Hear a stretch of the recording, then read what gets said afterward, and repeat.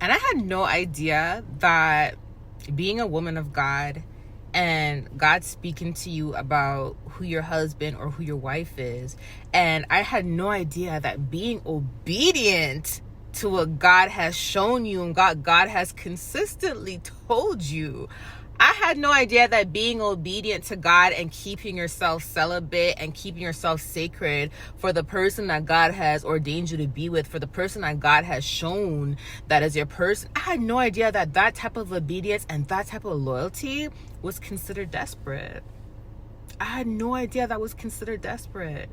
I had no idea that being blessed enough to see in the spirit, to see the spiritual principalities that is up against the covenant that God has brought to be together. I had no idea that being able to witness all these spiritual experiences, I had no idea that having a better understanding of what your partner is fighting and what you are fighting, and because of that better understanding, you know how to respond to the situation maturely. Because of having a better understanding, that equates to you being loyal. I had no idea that that was a form of desperation.